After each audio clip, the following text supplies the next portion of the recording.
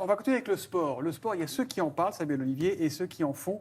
Sauf que ce n'est pas évident pour tout le monde de faire du sport, parce que de la même manière qu'il existe en fait des déserts médicaux, eh ben, il existe aujourd'hui des déserts sportifs. Oui, et je dois avouer avec beaucoup d'humilité et au risque de passer pour la caricature de Parisien que je suis, que je n'avais pas vraiment pris conscience de cela avant de travailler sur cette chronique. Vous faites peut-être du sport vous-même en club ou en association ? Un petit peu. Oui, légèrement. Bon, pour ceux qui ne le font pas, il n'y a pas d'excuse. Vous habitez à Paris ou pas loin, il y a toutes les infrastructures. Mais ce n'est pas le cas partout. Je vous emmène ce matin dans la Drôme, à Saint-Nazaire, le désert. Déjà, le nom du village est incroyable. C'était déjà une promesse. Voilà. 208 habitants, en plein cœur des montagnes drômoises, 1h15 de route de Montélimar, la ville d'envergure la plus proche. On connaissait donc ces déserts médicaux. Les déserts sportifs existent, faute de moyens souvent, de volonté politique parfois aussi, mais il existe des solutions. La camionnette que vous voyez, c'est en fait un gymnase ambulant. Le conducteur, c'est Gabriele. Il est prof de sport, éducateur sportif. Il se rend une fois par semaine dans ce village pour mettre ou remettre les habitants de Saint-Nazaire, le désert, au sport. Et dans son camion, c'est la caverne d'Ali Baba. C'est mon rêve. Des tapis de gym, des cerceaux, des ballons en tout genre. Bref, de quoi faire une quarantaine d'activités. C'est top. Ça s'appelle Mobile Sport. Et à l'origine de cette initiative, il y a un constat. Il est plus facile de faire du sport à la ville qu'à la campagne.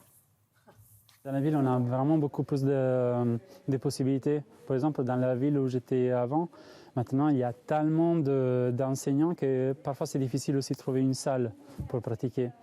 Alors ici, c'est difficile de trouver quelqu'un qui vient donner des cours et les salles sont souvent disponibles.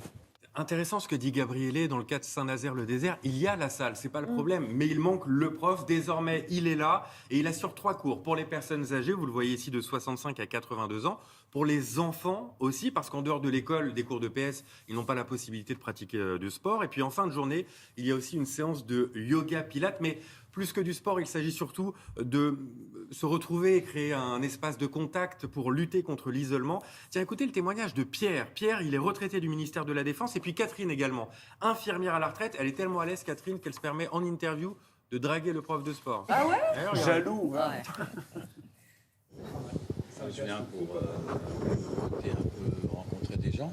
Parce que Saint-Nazaire, c'est quand même pas... Il n'y a pas grand monde.